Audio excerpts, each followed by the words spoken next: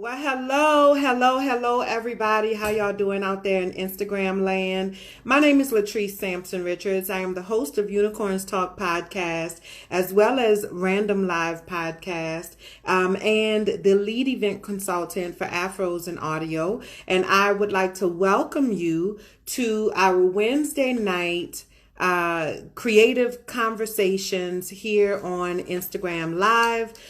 We have what I think is going to be a great conversation that's going to take place tonight.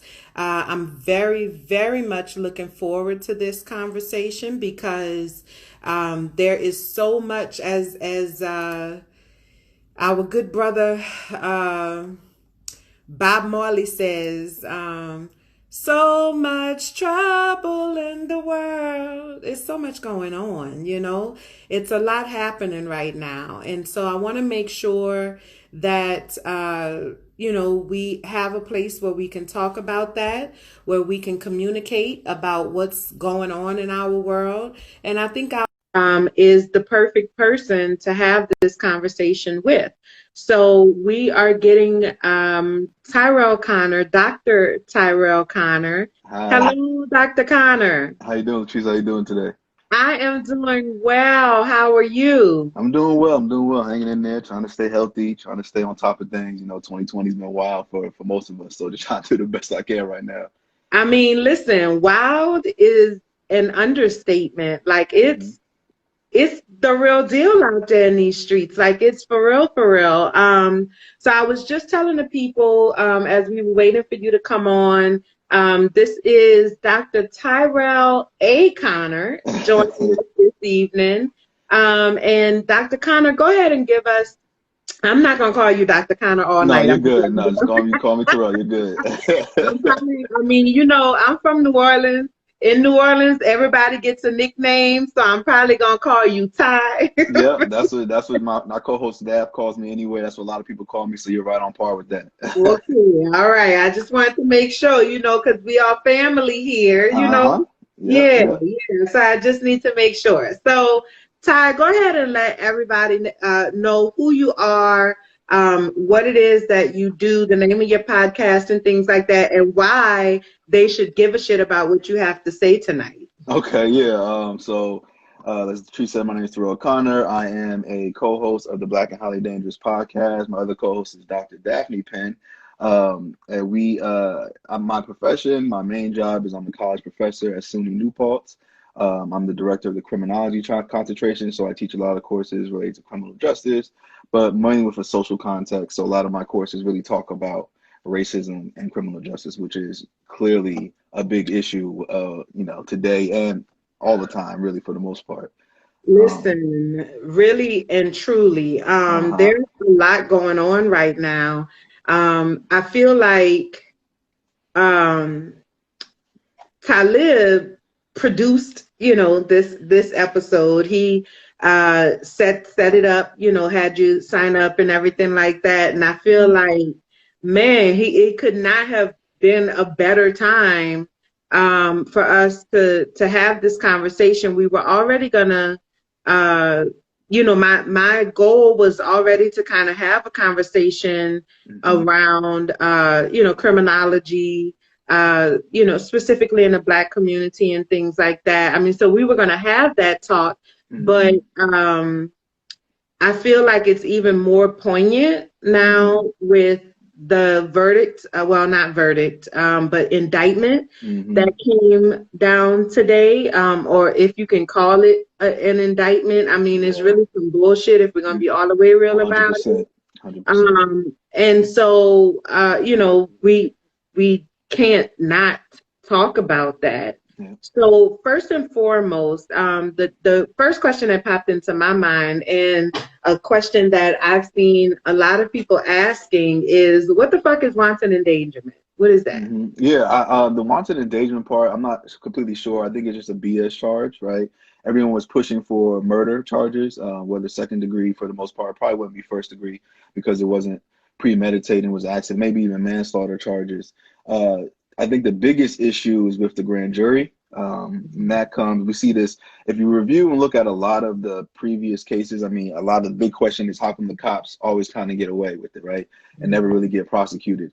And I think one of the biggest things that upsets people is that people like Breona Taylor, the family, the victims, other victims, they don't have their day in court.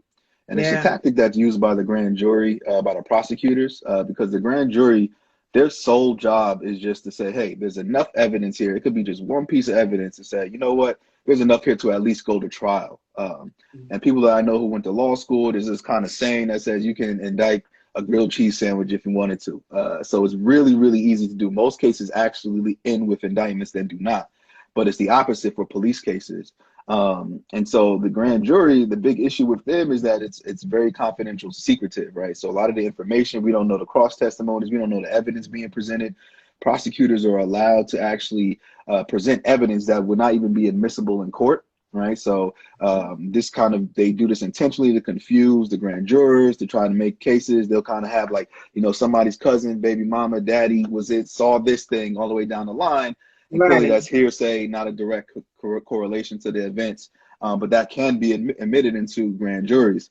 And so we never know who's on the court. We never who's in the cases, who's on the testimonies. And so prosecutors like to use this kind of as a buffer because when there's a lot of public pressure, they don't want to be the ones to go against the police because it's very difficult for a prosecutor to get elected. I think in almost all states but 2, prosecutors are elected officials, and you can't get elected without really the support of the police, right? Because police are supposed to catch the bad guys, prosecutors are supposed to put them away. So they get really in this catch-22 when these cases come up, and so they like to use the grand jury and then kind of force a non-indictment. So in the public, their hands are clean. They still maintain their relationship with the police, and you know, the victims still don't get justice. So I urge anyone listening and watching to definitely do some research on grand juries, because when we talk about reform, we focus a lot on the police, but if we have a DA, if we had a prosecutor that was really for the people, they would already automatically give the charges, conviction. You don't have to go do a grand jury for these kind of things, but they do it to save face. And then as we see, oftentimes it leaves with no justice at all for the victims. Yeah, let's talk about this particular district attorney. So his name is Cameron, right? That's the last name. And he is a black man.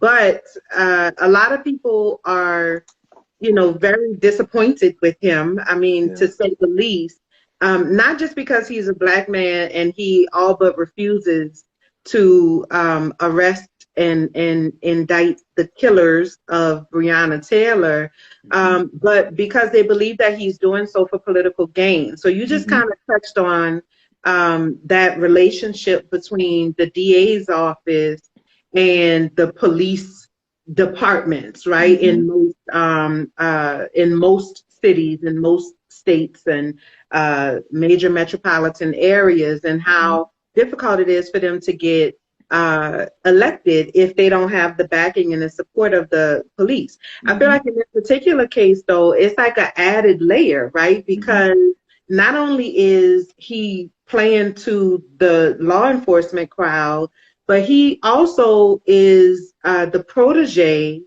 of Mitch McConnell. And a lot of people believe that you chuckle. Why you chuckle? Because McConnell, a whole different conversation. Well, Mitch McConnell, they believe that this guy Cameron is supposed to be, Mitch McConnell is grooming him basically to take his spot, you know, so like basically that he's going to have his political career just handed to him on a platter. And so it's like, on the one hand, you know, you want to see a black man doing well. You want to see a black man, you know, making it into the upper echelons and shit like that. But I have to admit, like, for me, I don't see that it's worth it. Like, you're selling your soul to the blue-eyed devil, you know, in order to get this career. So what are your thoughts about the district attorney Cameron, and, you know, do you have any empathy for him being a black man, or, you know, where do you stand on that? Yeah, you know, I think just like most folks, I'm personally disappointed in the actions taken in this case. I feel like, to me, most of the time, all people want is at least their day in court, right? At least for the evidence, Breonna's family, friends, to at least be able to go in court and speak for her side and have that part, right? And so I feel really upset when prosecutors take that opportunity away from family. So I feel like, regardless of being a black man, prosecutor, even being a Republican, whatever it is, disappointed regardless. And I think it's okay, right, to have a little bit higher expectations for people that come from our community, that should be able to connect with our community. But as the old saying goes, you know, all skin folk ain't kin folk. And so this is clearly a strong case and evidence in that. And so I think he is really, like you said, selling his soul in the essence of, you know, at what cost to get this political gain for your career, at what cost. Now you're going to have this follow you, right, for the rest of your career, for the rest of your life. People won't forget what you did with Breonna Taylor. So no matter how much you move forward, you'll always have to answer for what you did when it comes to Breonna Taylor. So, you know, he could try to do what he wants. He could try to be around with Mitch McConnell. Mitch McConnell clearly is not going to be around forever. But the black people are, as we always been, and so he won't be able to run from that.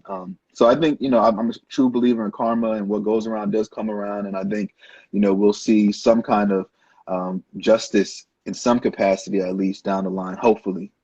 Yeah.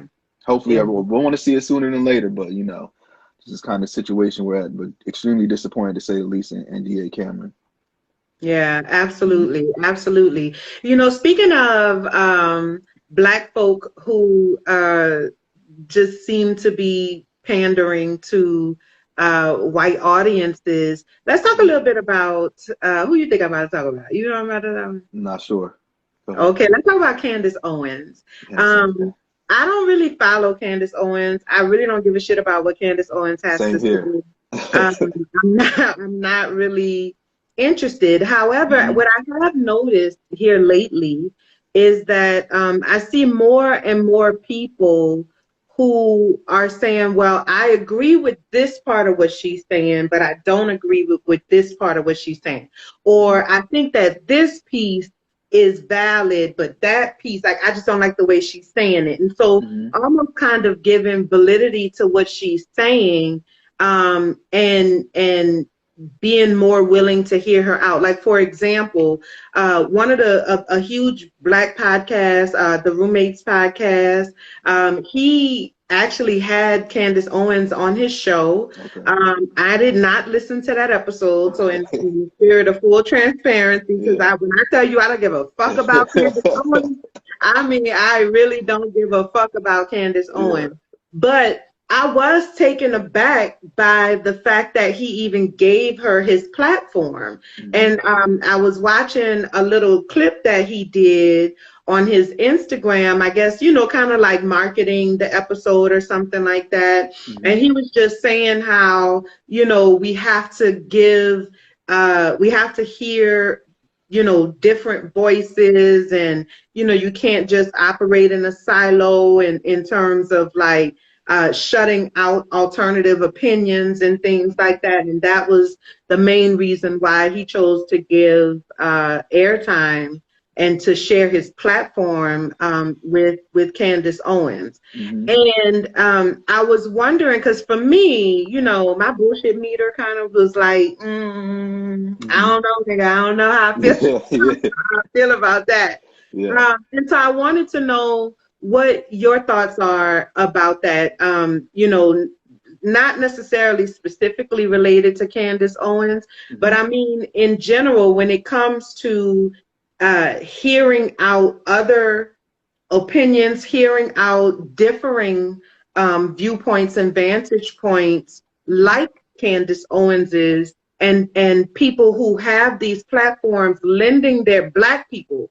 who have these platforms lending their platform to these alternative voices, you know, is that something that is ultimately beneficial for the culture in terms of getting everybody, like making sure that everybody is well informed? Or do you think that it's just a ratings grab and something that could be determined or deemed to be some bullshit? I think both can be true.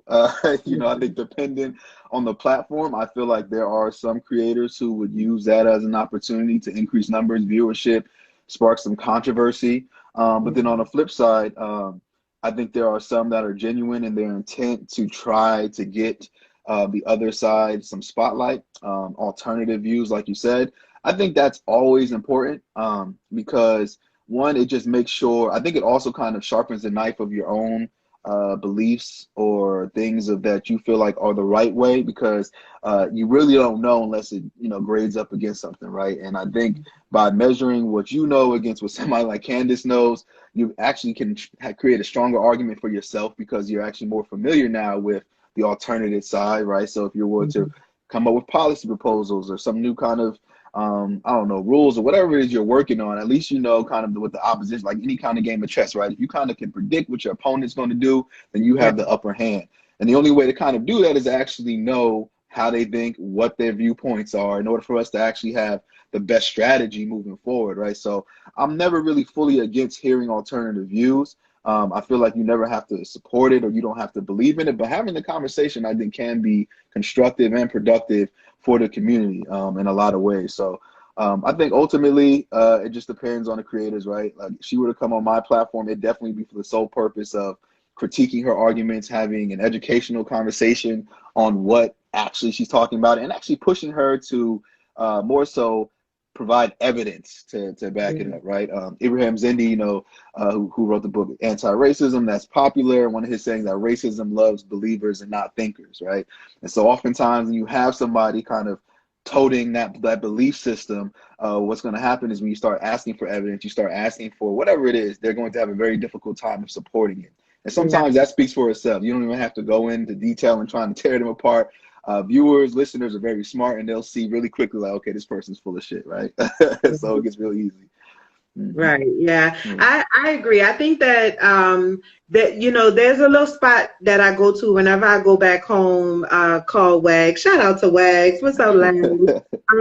It's like, you know, just like somebody, grandma in the kitchen cooking some food. That's really what it, you know, it's a spot. You know what I'm saying?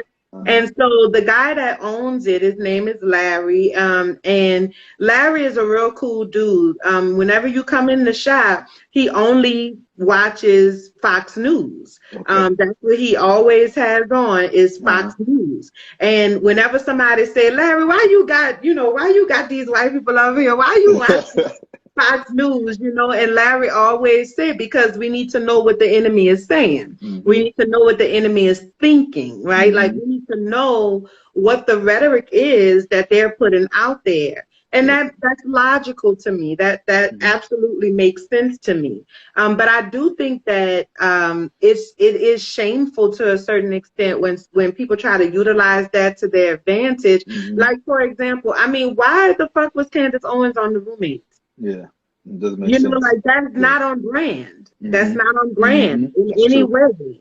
So what's the point? Yeah. What's the point? What's the purpose of having her on that show like that? It felt really, it felt slimy. You know what I'm saying? It felt slimy. And I really just started listening to the Roommates, and I really listened to one episode of the Roommates recently. You know, I just so happened upon it. You know what I'm saying? But after that, I was just like, we're going and unfollow that. I don't think it happen no more. You know what I'm saying? Yeah, and that's the risk creators play too, right? When you bring folks like that on, it could be a real turnoff for the viewers that are new to the viewers that are loyal to you, right? If that's not on brand to what you promote, then you can actually lose some publicity or some viewership and followers because of that. Yeah, and let me tell you, it's not just, you know, political, like, it's another podcast that I used to love. I'm talking about never miss the episode. Talking about if the episode is an hour late, I'm like, well, where's my episode? What y'all doing? What's the problem? Yeah. And there was a one particular incident. It was something that happened in social, you know, just in the culture or whatever. And I did not like the way that they handled it on that show and that one episode. And I think it was, I don't know, maybe it was a little different because I actually had a personal connection to the thing. You know what I'm saying? I mean, you know, I don't know them. They don't know me. So they ain't know I have a personal connection. But I did. I had a personal connection to the thing, and I just did not like the way that the thing was handled. And from that point on, I really started slacking off to the point now where I barely even listen to the show. And so I think there is something to be said for one, making sure that you stay in your lane, right? Like as a creative, try new things, but stay in your lane. And then also making sure that you're not just doing things in an attempt to, grab ratings and things like that, right? Yeah. So Talib has a question. He said, how has your content changed since the beginning of COVID and civil unrest? Yeah. One, I would say that just technically sound, we record remotely. So I know some podcasts record in person, and because of the social distancing guidelines and stuff like that, I know people had difficulties with that. Fortunately, we didn't have those kind of issues, so we were able to just still continue to do what we did via online and certain softwares and our interviews. I would say that it changed in the sense with some of our content that we focused on we've tried to keep things more timely and specific for what's going on now.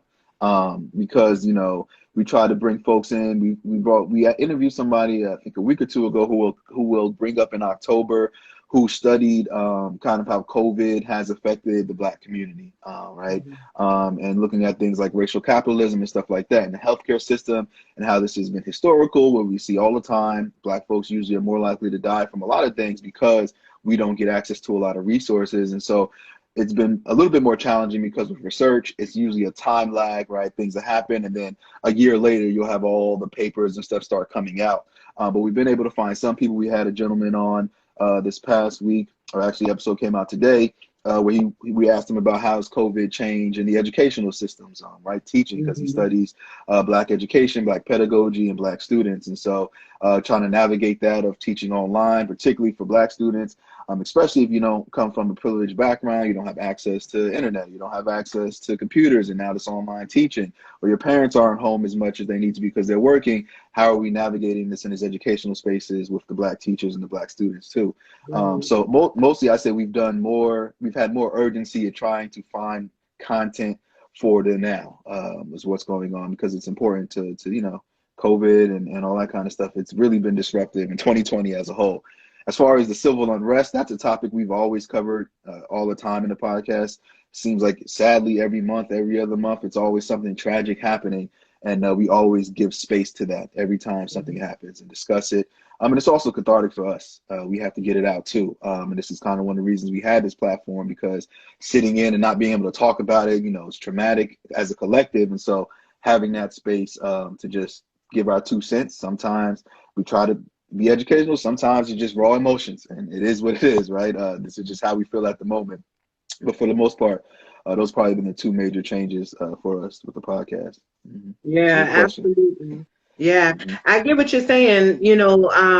For me, and I think for a lot of us, podcasting is a very therapeutic kind of experience. You know what I'm saying? Because it just gives you an opportunity to be able to verbalize what it is that you're dealing with, like what's happening in our world and what's happening around us, in a way that I think is difficult sometimes to express if you don't have that platform, and that level of freedom.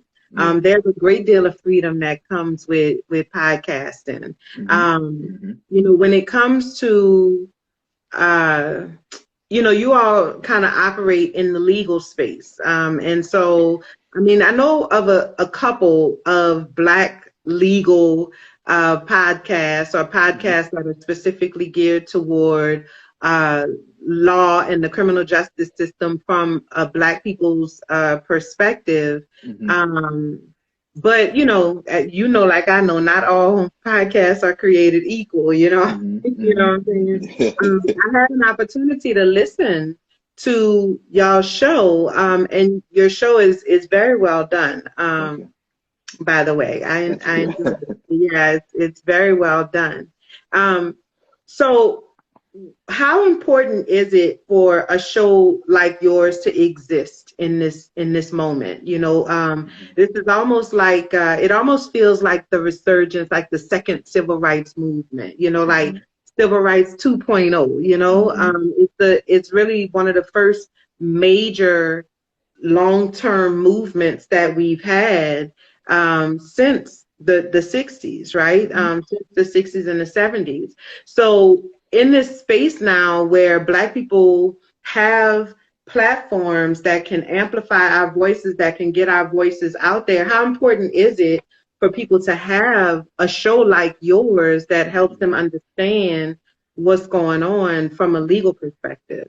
Yeah, you know, we approach things from a legal perspective and academic perspective because Daph and I are very much in higher education, college.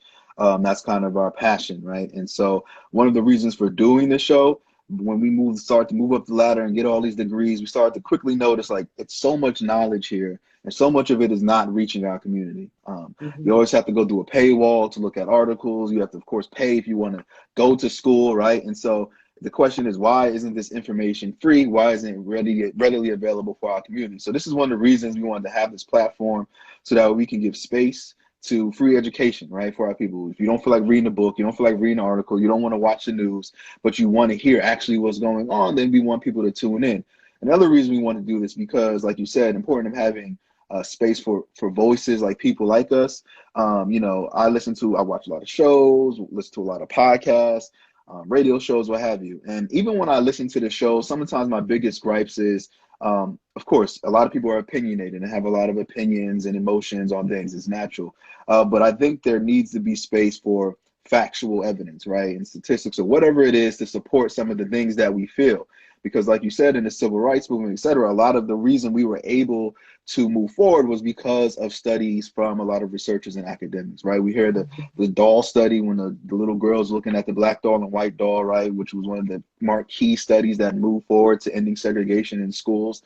And so, you know, we hear people like Michael Eric Dyson and Mark Lamont Hill and all these great scholars that get these major platforms, but there are thousands of other Black scholars who are continuously, daily doing the research of today of what's important, right? And so I wanted to highlight and spotlight them because what they're doing is important and what they're doing is necessary, because that's actually what's going to get, you know, when you sit down with a politician and they want to see policy, they want to see facts, they want to see evidence, they want to see research as far as, okay, why should we change this, right? And so opinions mean a lot, and they can create hashtags and they can get a lot of likes, but when it comes to actually getting things done, you have to have that evidence, you have to have those facts.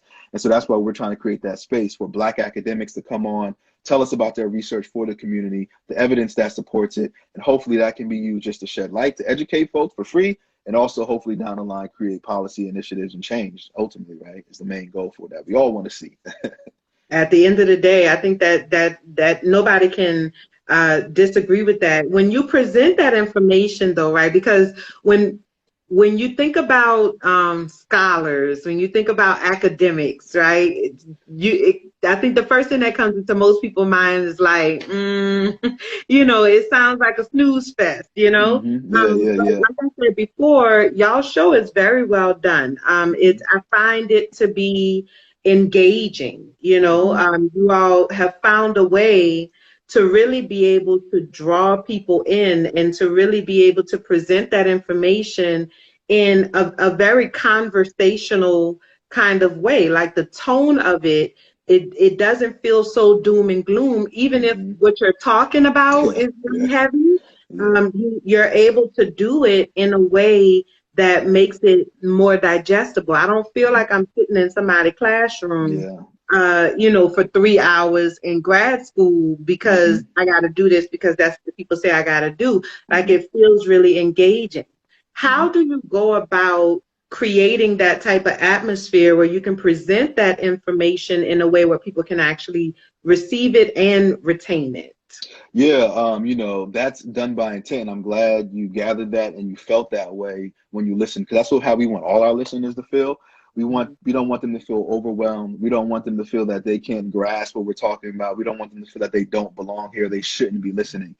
And, you know, similar to, you know, one of the questions people always ask is how can someone like Donald Trump, right, reach so many people? And it's really because of his style of speech is so simple, right? Now, when it's so simple, more people actually understand what you're saying, and then you get more, you know, buy-in, or more people just follow you, right? Because they actually get what you're saying. But when you speak in super, legalese or sophisticated language, you're going to lose most of the population. And then the true reasons and the true things you're trying to say, they're not going to follow. So I think that's one of the reasons why he gets so many people. So that's done with intent by us as well. And also just Daph and I, we personally kind of hate the academic ways too of, we'll sit in conferences, we'll sit in class, we'll be bored too, falling asleep, just like any average person. And so we want to give the information the way we would like it to be received as well. I think it's comes as second nature to us because we teach for a living, right? So we teach college students as well who come in similar to most people with no background, no information on it. So we have to take really complex ideas and break it down in a way that they can understand, right, at a beginner level. And so we take that same approach too when we read these articles, we read these books, and we break it down. So to our listeners and say, even we tell our guests, like, hey, listen, this is for a general audience. This is not for your peers. This is not an academic conference. We don't care about all the data, statistics, the modeling. We don't need all of that. Just tell us what this means. What did you gather, and what does this mean for our people are usually the two main questions we're always trying to get out. What did you find? And now what can people take away from this? Like, what does this actually mean to people living in the real world? And I think that's usually the biggest disconnect, right? With the academic world is like, okay, you're telling me all this, but what does this mean to my everyday life? And oddly enough, most Black academics, we are doing work for our communities, right? We're not doing kind of random things that don't mean anything. Most of the stuff we want to take and apply back to our homes, to our families, to our loved ones. And so you'll find that in most Black academics' works. Yeah, it's so interesting because as we have a question from the viewers, and I'm gonna get to that question. But I started watching. It's a new show on Hulu. That came out called Woke. Have you? I just watched the first episode. People have been telling me about it. I got to finish it. I watched it the other day for the first time, so I got to watch the rest. Me too. I watched the first episode. I think maybe Sunday or something like that. I watched the first episode. It was interesting. It was very interesting. And the guy, he was one of those guys where he's like, I don't see color. Well, or not necessarily I don't see color, but he just was kind of like living his life. And he didn't necessarily see himself living his life as a Black man. He just was a Black man that was living his life, and so he has this experience that, wakes him up. And then now he can't unsee all of the injustices and things like that. But there's something that he said early on in that episode when he was not confronted, but when the girl was like, oh my God, toast and butter. And, I love what you're saying with your work. And he was like, why Black people always got to say something about their work? Like, why can't it just be a cartoon? Like, why can't it just be toast and butter? And so when you were saying just now, a lot of Black people, a lot of Black scholars actually do their work about and within the Black community, it automatically made me think about that. What do you think the importance of Black scholars and Black researchers providing research and insight into the truth and the reality about our experience? What do you think is so vital about that? Like, what is that's not the word I want to use. I feel like I'm struggling to find the question that I really want to ask, but what I'm trying to get down to is what's the significance of that? It's extremely significant, right? I think in any kind of movement, social movement, especially when we talk about Black movements, I think sometimes folks get too wrapped up in which is the best way or the right way to move forward, but ultimately you have to think of it as a team effort. Everybody plays a role in order for us to get to that next step. And really every role is almost equally as important for us to get to that next step. So you have people who make think pieces, people who have certain platforms, people who make music, who do art, right? Dance, whatever it is. People who are on the front lines protesting in front of the police, who are really putting their lives on the line to raise awareness on these issues, right? And so then the academic portion is also just as important. Like I said before, it's important for the simple reason that we are the ones that are creating the knowledge, right? We are the ones that are saying, hey, this is evidence, this is factual. I know you have beliefs, right? I know you have opinions, but we are here to denounce that or support it, whatever they are, right? And so that makes it really hard for people who oppose certain beliefs and systems to do that if we actually have hardcore evidence, especially coming up in a white supremacist kind of educational system, right? So this is kind of your tools, your instruments that we've learned how to operate in. Now provided these evidence in your own institution. Now you can't even deny it as much as you tried to before, right? Otherwise, that would be hypocritical, and then of course that would never have happened. But it's needless to say, when we talk about great scholars, people like W.E.B. Du Bois and all these folks that we read about, right?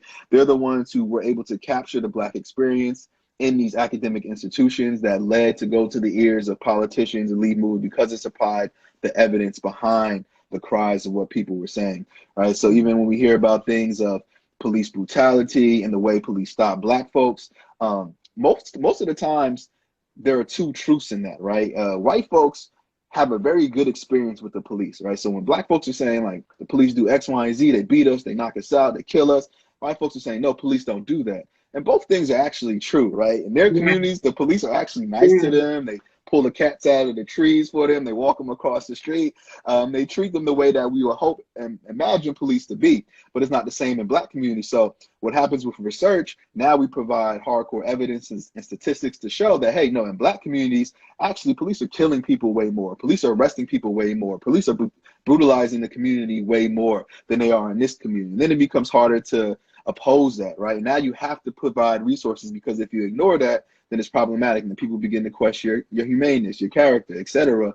So the space for Black academics is important, and Black academics are exploring all kinds of things, from I stay in the criminal justice lane. I know DAF is in the educational lane. There are people who study video games, people who study dance, people who study Black girlhood, like everything you can name of. There's a Black scholar who is studying it and trying to provide meaning to it and evidence behind it, saying why this is important for us and for the community and for the country at large. So it's critical, to say the least. Just like in any movement, you need that evidence-based support, and that's what the academics supply. Yeah, absolutely. I really believe that it takes everybody. It's going to take everybody. Everybody has something that they bring to the table. And it's going to require all of us in order for us to get over this hump. We need the entertainers and the basketball players and all of that. We need the actors and the directors and the producers, but we also need the researchers. We also need the chemists and the pharmacists and all of the nerds. Like we need them people too. Everybody, And me being a therapist, I feel like my role is just as vital as anybody else's role. Nobody's role is more or less important than the next person. So I agree with you 100%. So a question that we had a few minutes ago was, do you think public intellectualism is growing or on the decline? That's a question. That's a good question, because I've thought about this too. I think social media has kind of been a gift and a curse in a lot of ways, right?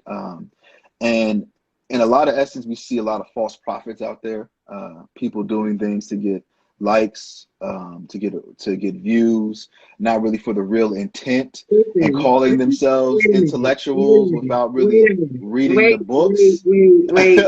You had hit me with that false prophet, and my whole internal everything just jumped on out of my body, because let's talk about the false prophets for just a moment, because it's so weird to me that people will accept false information from people who are able to present it in a nice little package before they'll take truth from somebody who's not as polished. You know what I'm saying? That's something that I've been grappling with in my own business, but also just like in my own world of trying to wrap my mind around this whole thing, and how do I get my message out there, and how do I, connect with as many people as I can.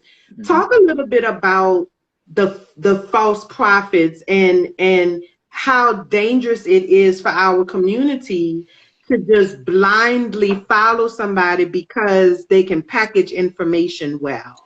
Oh, it is extremely dangerous. And, I see this largely with someone like Kanye West in a lot of ways, right?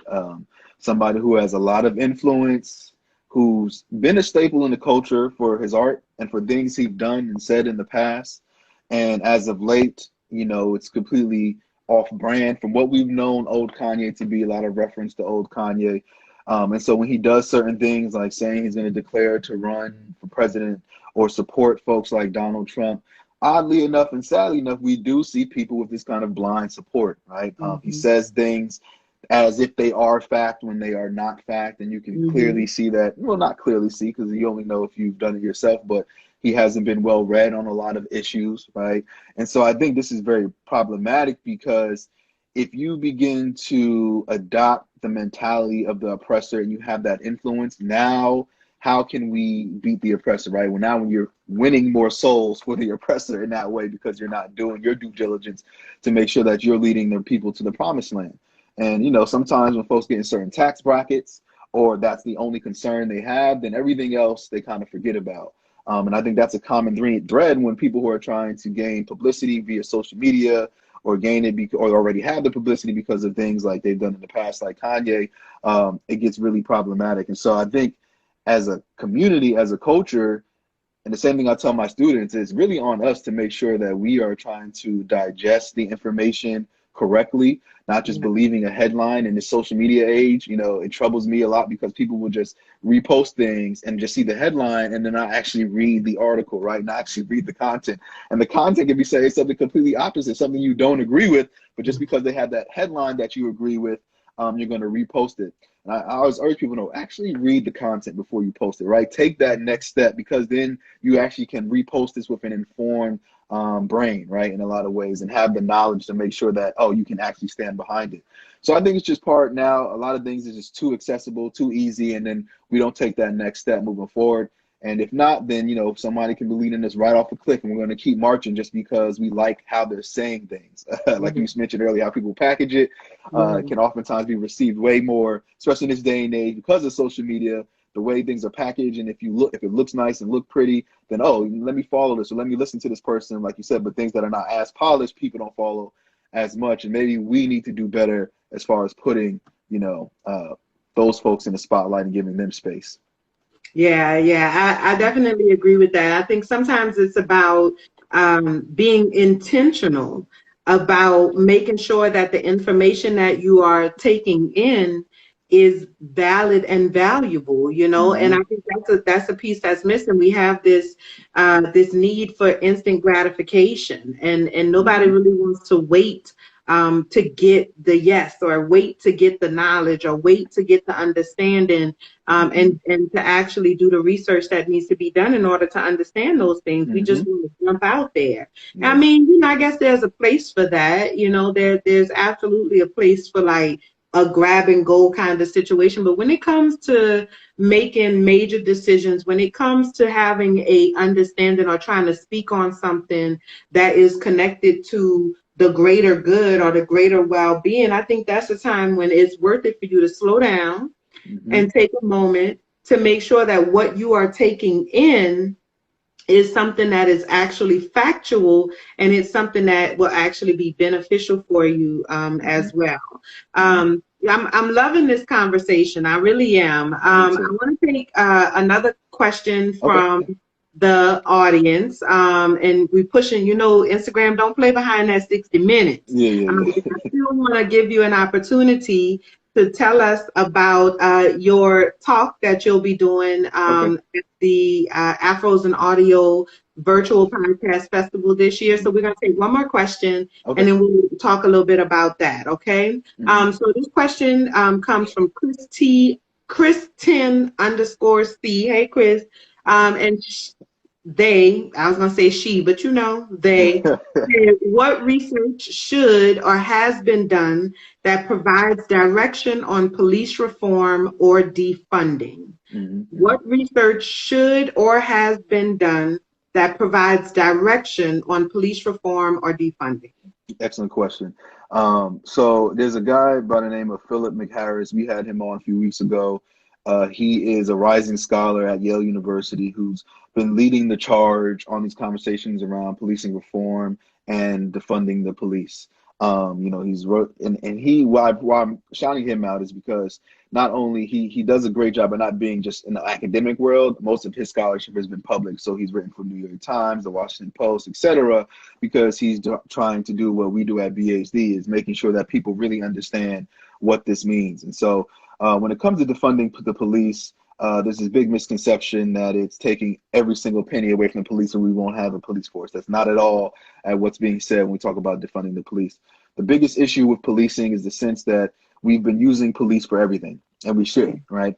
When people have mental health issues, when people have health issues, when people are poor, when people don't have a home, right? We call the police to handle these situations where the police are not really equipped or trained to do these kind of things. And so when we say defund the police, all that means is saying, listen, we're going to limit the powers of the police where they can only be called and utilized in certain situations. And we're going to take those other funds and actually create the resources for people that are professionals in this area, that spend their lives trained in it, and can handle things like homelessness, like mental health, etc., instead of the police being called, because that's all we have right now as a resource. If we see somebody doing something interesting outside our homes and we feel a little uncomfortable, well, who do we call? Well, we call 911, and then the police come. And if they're not trained in interacting with people who may have a mental illness, then it can be fatal, right? And we've seen those kind of things. And so it's really diverting. I think people say defunding the police, but some people say maybe we should say diverting the police, or diverting the funds from police. And that way we give it to the right people to do the right things. And then there are some folks who are completely talking about abolishing the police. And I think also the misconception with that, and why I'm mentioning that, is because that's also, people think that it means completely getting away with police and having no police. Again, no one is really saying that. Ultimately, what they're saying is kind of dismantle completely this policing system we have, and then start completely anew with new types of training, new type of police, new type of requirements to be police. I mean, one study has already shown that just by police being college educated, getting a bachelor's degree, drastically reduces their use of force, right? They're less likely to use force by just getting an education. And so even if we just added that requirement, you'll see police are trained the most in their training by firearms, right? On average, more than anything else. I think it's like 71 hours on average for firearms training, but things like communication training, 8 hours, things like professionalism, 11 hours, things like stress management, 6 hours, right? And so we see the big discrepancy where they're taught very well how to shoot the guns, but not actually taught how to communicate, how to deal with stress in certain situations, and then therefore we see these outcomes. So excellent question. I think that, there's a lot that needs to be done, but I wanted to just spend time addressing what it really means to defund and what people are really saying, and not kind of how many conservatives are spending it, trying to say everybody wants to just get rid of the police force. No, we just want them to operate in a completely different way and to have less contact with people, ultimately. At the end of the day, because there's really no reason for it. You talked about, making them or implementing guidelines that would force them to have a degree in at least criminal justice or something, and I'm like, yeah, you got to have a certification to dye hair. You don't have to have a certification to be on a police force. And so the training that they're receiving is not sufficient. And I work in the mental health industry, and I now work in mental health administration. And the program that I work for, we put a lot of emphasis on, making sure that there is equity across the board when it comes to Black and brown households, and their interaction with any of the systems. So not necessarily just the police system or the law enforcement system, but the educational system, the social services system, the child welfare system. What are we doing in those systems to make sure that there is an adequate level of information that's being provided to the professionals who are working in those areas, so that they're not going up in there letting their biases, their implicit biases, to really allow that to, my words are escaping me tonight, but I feel like allowing themselves to be driven by that, because the truth of the matter is that when you are a community-facing provider, so when you are someone who works in the community, who your job has a massive direct impact on somebody's quality of life and in a lot of ways their ability to live life, then you need to have a certain level of understanding and awareness of the human experience, but also the different cultural experiences that exist for the people that you're working with. And there's a significant lack there, because oftentimes, specifically in the police force, but also in mental health, the people who providing the services don't look like, sound like, talk like, have any type of connection to the people that they're providing those services for. And that is a problem. It's a huge problem. So I want to take, we got 10 minutes left, and I want to take a moment really quickly to kind of talk about the upcoming fireside chat that you'll be doing at the Afros and Audio Virtual Podcast Festival. The festival is taking place November 14th and 15th on the Hoover virtual conferencing platform, and we're super duper excited about it. And we are even more excited about having you and your colleagues come for the fireside chat on the art of the interview. I'm really looking forward to that.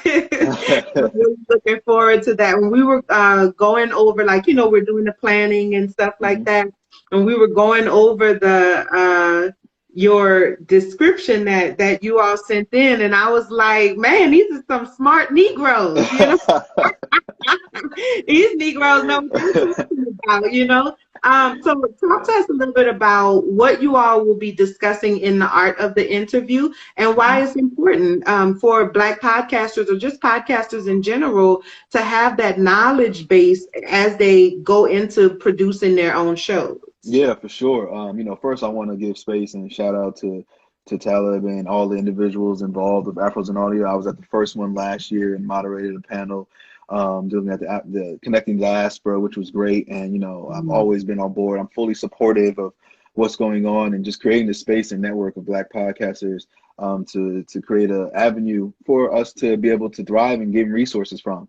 Instead of looking, again, always competing for places like Spotify, iHeart, and everybody try to get these things and pitting us to get each other. No, we can create our own spaces and uplift each other. And so I'm always very grateful to be a part of this and always very eager to be a part of this. And I probably will be every year he hasn't, every year he lets us in. I'm going to try to figure out a way to help out, even if it's just handing out flyers or something. I want to be a part of it.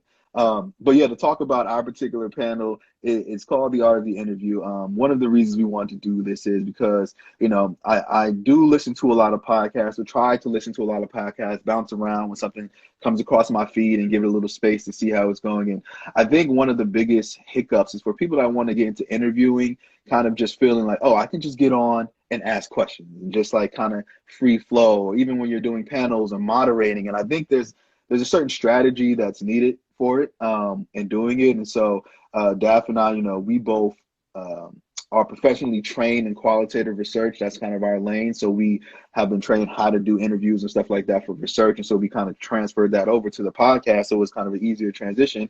And then Delisha, who will be joining us, who runs the December 26er podcast, is a lawyer as well. And so she's also been trained in the ideals of rhetoric and those kind of things of how to do effective interviews. And so, you know, we do interviews on our podcast about trying, like you said, trying to get people to disseminate or make very complicated information more generally accessible and easily understood. And then what Delisha does on her podcast is take people who have been very successful, entrepreneur-wise, whatever it is in their life, and allows them to tell that story, right? As far as how did you get and hitting certain key elements within the storytelling of like things and takeaways people can learn from these individual stories of what it took to succeed, right? So it's two kind of different approaches, but it kind of falls into the entire spectrum of interviewing styles of what you'll see on podcasting. And so we just want to give some tips, some things that, again, that we've learned, at least in academia, of how to do effective interviews, of things that we've learned through experience, things that we've just read on our own because we wanted to improve our platform, and just sharing that knowledge, you know, for the folks who will be attending Afros and Audio, so that you can, you know, come away with some tools as how to learn and be an effective interviewer. And we definitely want to touch on how to interview on brand too, because I think that's important. And we talked about that earlier. And when that doesn't fit, then it's going to feel weird, and then bad things can happen. So you want to make sure that's taken into consideration when you are building your platform and deciding to do interviews. Yeah, you know, one of the things when I first started my show, Unicorns Talk, I'm a solo podcaster. And so I think I'm always going to be a solo podcaster just because I don't have no problem talking. You know, Yeah. I talk for a living. I'm a therapist. So I don't have a problem holding a conversation with myself. But when I first started my show, I was just, it was just strictly me. But then after a while, I started doing interviews here and there. Not often, but I would do, you know, maybe 2 or 3 interviews a season or something like that. And I found that people started sending me messages asking me, can they be on my show? And I'm like, okay, well, you know, what is it that you want to talk about? And it's like, oh, I want to talk about, you know, some bullshit that don't have nothing to do with nothing that's true.